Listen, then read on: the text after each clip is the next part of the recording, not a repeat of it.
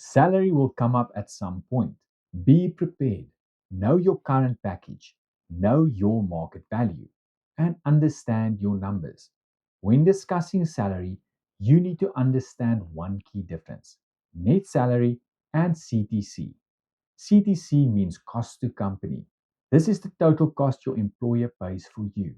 It includes your basic salary plus benefits like medical aid, provident fund, bonuses, allowances, etc.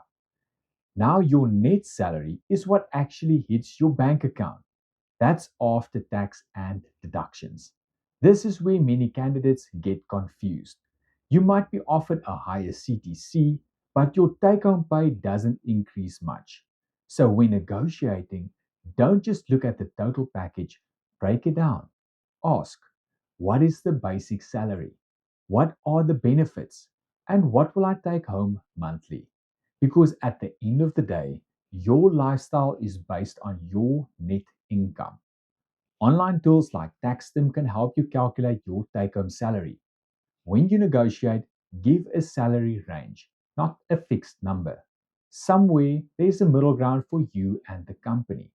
Stay professional and treat it like a discussion. This is not a battle.